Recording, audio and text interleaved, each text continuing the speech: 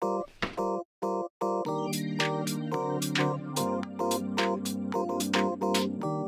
and welcome to Chattin in partnership with MCEP. Today we're going to be speaking to Rod Kippen, who is the creative producer at 42nd Street and the Horsfall Gallery. So here's my chat with Rod.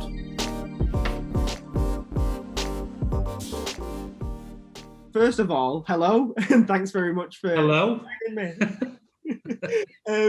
I really wanted to talk to you for this series, Rod, specifically.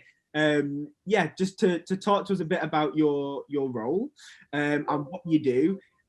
So first off, I guess give us that introduction. Who's Rod? What's your role? So I'm Rod Kippen. I'm a creative producer at the Horsfall Gallery, which is a creative space and gallery in Ancoats, Manchester. We're part of 42nd Street, which is the mental health and wellbeing charity for young people in Manchester, which has been going for 40 years now. That's the job I do. Perfect. And so I suppose, I mean, you've got that role now. That's what you do. I imagine you've had other roles in the past, but how did you get into this sort of work?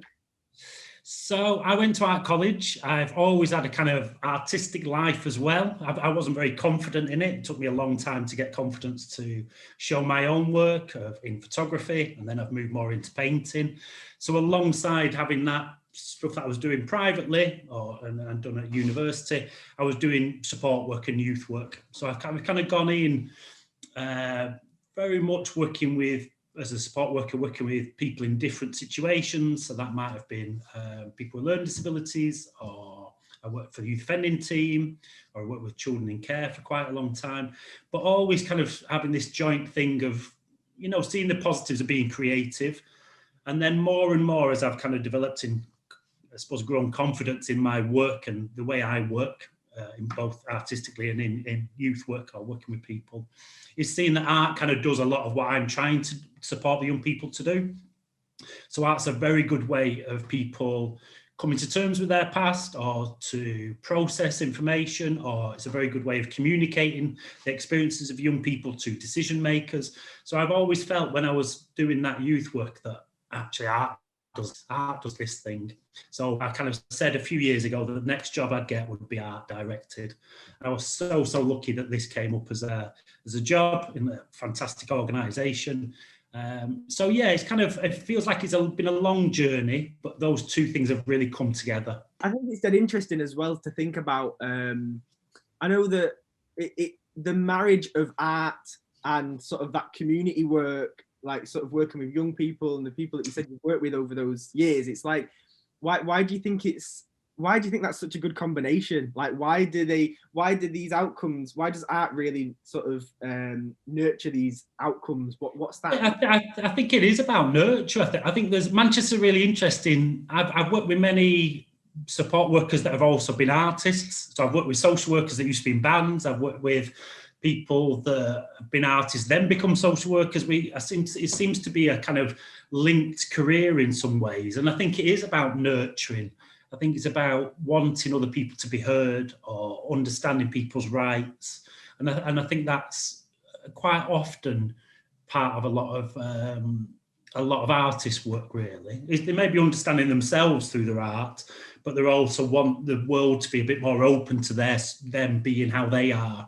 What would be good is to sort of know a little bit about what the Horsfall does and 42nd Street for people that don't know, but also what the role of creative producer is, and what does that look like?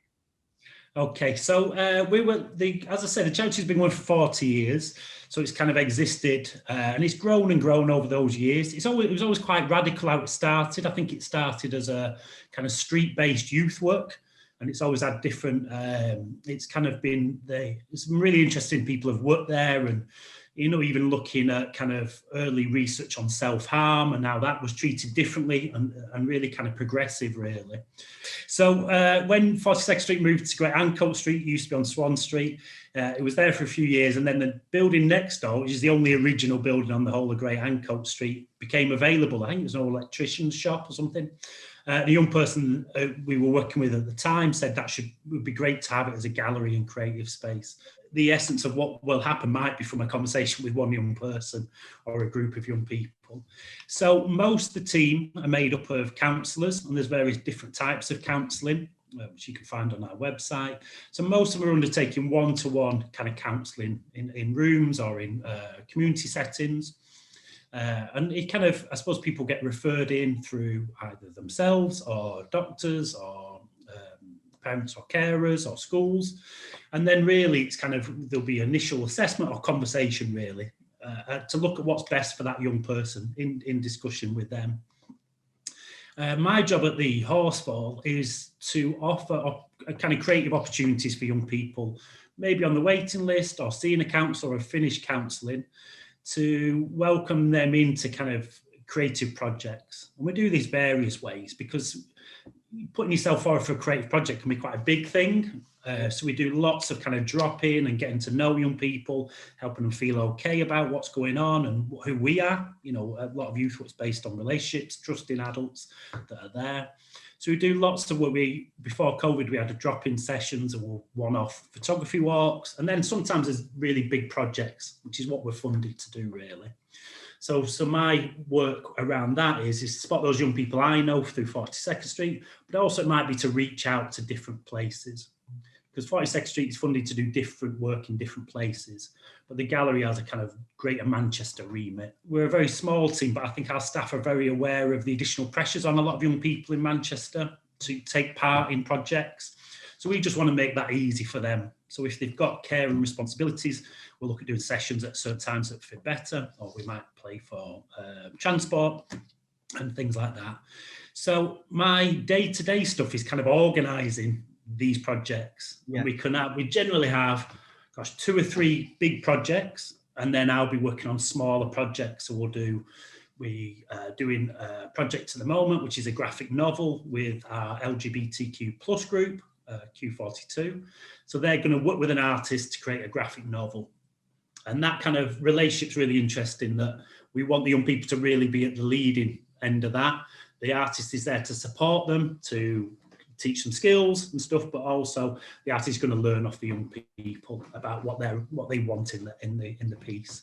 Yeah. We're also working with young carers, so they're doing a project called Support Not Sympathy. So we'll work with a group of them and making a video.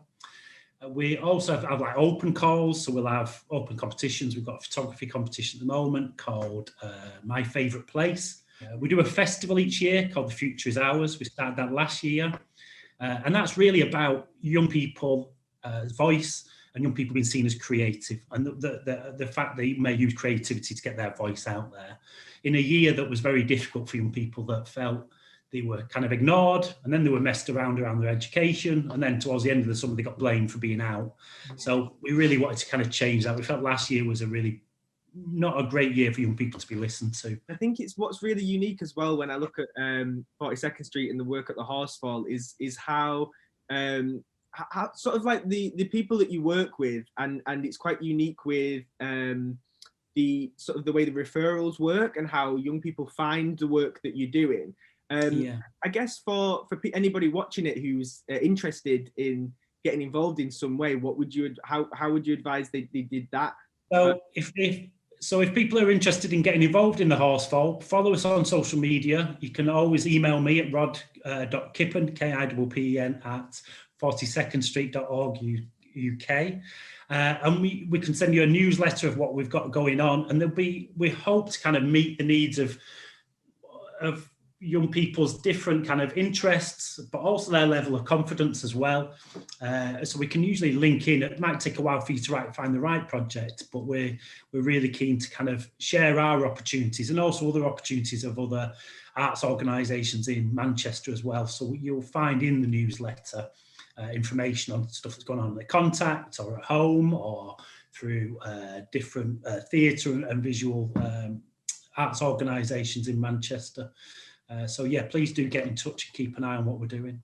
Fantastic. I mean, it seems, I know quite a few people that have gone through projects at 42nd Street, and I've seen things at the Horsfall, and it is to me it's really unique, and really it's all of the work is very much, it's very collaborative, and it's also it just seems very organic in the way that you can tell that what you're seeing is directly from the participants on that project, and it's not like it's gone through a process of, you know, the artist that's working with them goes, no, that's not happening. It really is driven by the participants, and I think that's great.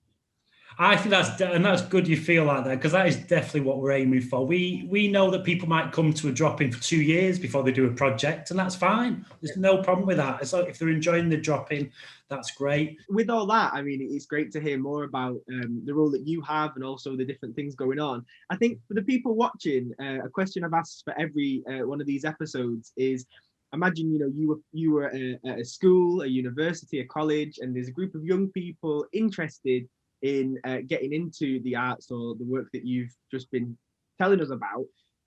What bit of advice would you give? Where would you steer them to? Like, what would you say? It's a big question. What would you think? I think sometimes we feel like we might go to university or might go to college and do art and think that there's a set way of doing it, and I don't think there is. I really don't think there is. I think it's partly through ensuring you're enjoying your work. That is a huge part of it. Don't beat yourself up that your work's not perfect, because that's a lifelong activity. So don't beat yourself up about the work you're doing. When you feel confident to take opportunities, because you don't know where that next bit goes to. And I think that's what I've done over the last 10 years. It took me a long time to do that, to get the confidence to feel that I could put myself forward for things. So there's no set route, I think. Find things that you feel comfortable to do, and take opportunities if you can. And understand that I'm not perfect in what I do. I'm still learning, and I like to be still learning. So I think for me, that's I think that's a bit garbled, but I like it.